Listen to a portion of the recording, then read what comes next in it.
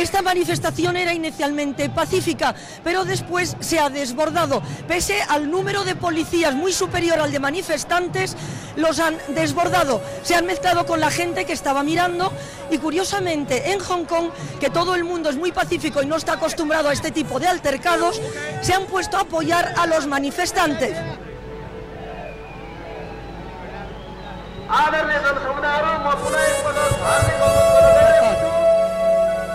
Consideran una farsa la restauración del Parlamento, pero han propuesto una tregua de 3 meses para mostrar su compromiso con la paz. Aquí gritan que la democracia no ha llegado todavía. El sentido crítico solo se puede adquirir con el conocimiento. Estamos en una sociedad a la que hemos acostumbrado a que no se haga preguntas, a que tome por hecho todo eso que le viene dado. O sea, y lo que hay que hacerse es preguntas, y sobre todo a quién interesa esto que me están contando. Y lo que te permite avanzar, y avanzar en conocimiento, y avanzar como ser humano, es la humildad, o sea, es decir, es el saber, bueno, yo no sé y tengo que aprender más. Y de todo esto que tengo enfrente tengo que saber más antes de formarme una opinión y, por tanto, antes de tomar una decisión que me va a afectar a mí y a los que tengo al lado.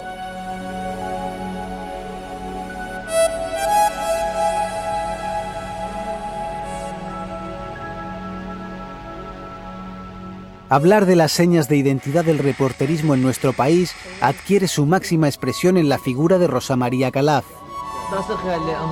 Corresponsal de televisión española en Nueva York, Buenos Aires, Viena, Roma, Moscú o la zona de Asia-Pacífico, en sus casi 4 décadas de profesión, esta comunicadora vocacional ha llegado a recorrer 170 países en busca de aquello que había de ser contado desde su particular perspectiva a un tiempo objetiva y cercana, lo que le ha llegado a conferir cierta dimensión icónica.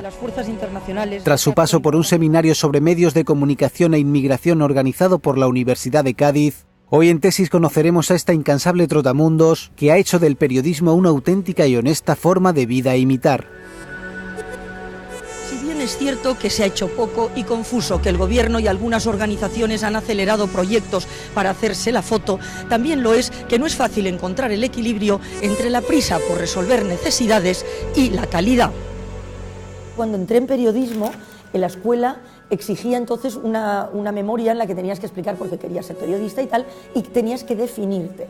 Y yo me definí como curiosa, inquieta e insaciable. Bueno, pues o sea, de eso han pasado, pues efectivamente, más de 40 años y sigo siendo igual. Mi abuelo materno fue a la India, pues en 1902, 1904, a Cuba. Era una persona, pues que bueno, que me contaba cuando yo era pequeña historias de personas reales, no eran cuentos y leyendas, ¿no? Y entonces yo veía que fuera las cosas eran distintas y que bueno, yo quería un poco pues esa conexión con lo del exterior que me gustaba más, ¿no? Me parecía pues eso, que había una mayor libertad. Yo siempre digo que no, que todo lo que aprendes viajando no se aprende jamás en un libro, ¿no? Recomiendo mucho, evidentemente, la lectura, el estudio, la formación, pero desde luego lo que aprendes viendo lo que es diferente, jamás lo puedes aprender en un libro. Es decir, el saber que en este mundo hay muchos mundos, pero que todos están aquí, que todos están interconectados, que todos somos responsables de lo que pasa en todas partes, de que lo que es diferente no es malo y que de lo que se aprende es precisamente de lo distinto, no de lo que es igual.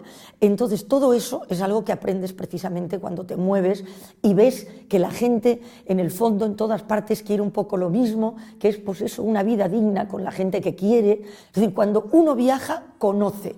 Cuando uno conoce, comprende. Y cuando uno comprende, es muy difícil que se enfrente y es muy difícil que quiera destruir. O sea, lo que quiere normalmente es sumar, ¿no?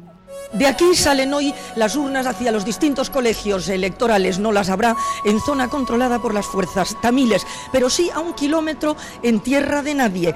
Dicen sus líderes que son neutrales, pero todo el mundo sospecha que están influenciando a los suyos para que no vayan a votar. El periodismo se está convirtiendo en un circo y realmente, sobre todo, pues está perdiendo su objetivo, ¿no? Porque ya no es que el ciudadano tenga esos elementos que tú le das como intermediario, ¿no? de realidades distantes y distintas para que pueda tener conocimiento y por tanto pueda elaborar una opinión propia sobre lo que sucede y por tanto actuar en consecuencia, ¿no? Pues ya no es eso, ¿no? O sea, hay una gran dosis pues de entretenimiento, de intoxicación en muchos casos, hasta el punto de que ya hay dos palabras que definen eso, ¿no? Que es el infoentretenimiento y la infotoxicación, ¿no? Bueno, pues eso no es periodismo tal como debe ser, que significa un servicio al ciudadano, ¿no? Sino que ahora, en lugar de servir al ciudadano, muchas veces parece servirse del ciudadano, ¿no? Y este no es un problema solo de aquí, es un problema general en el mundo del periodismo, ¿no? Que ha sido dominado por el mercantilismo, ¿no? Por la visión comercial, y la televisión privada, pues por supuesto ha caído en una comercialización absoluta y lo único que le interesa es ganar dinero, no sé, y entonces por tanto hay un batiburrillo de géneros, de mezclar, como digo, el entretenimiento con la información, de hacer creer que la libertad consiste en contar lo que me da la gana, y eso no es la libertad en un medio de comunicación tiene que estar siempre supeditada al respeto, o sea, al interés público, etcétera, etcétera, ¿no? Es decir, claro que la libertad no es un concepto antinormativo de que todo vale, no, todo vale no, o sea, es decir, hay unos límites también a las libertades, que son la libertad de las otras personas.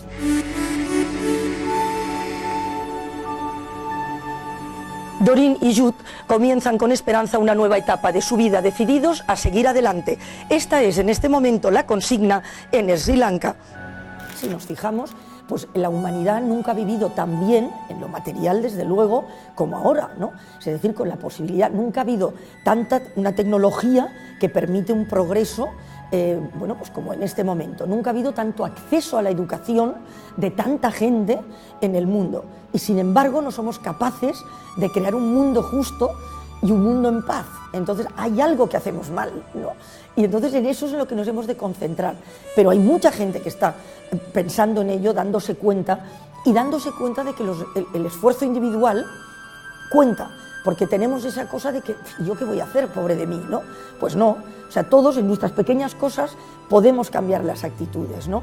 Y ves que en el mundo hay mucha gente trabajando para esto, ¿no? Y ya digo, con esa gran capacidad de que aún en la tragedia más profunda, pues hay gente que es solidaria y hay gente que entrega lo que tiene y hay gente que no se desespera. Y eso es fantástico. Y eso es lo que habría que contar mucho más, ¿no?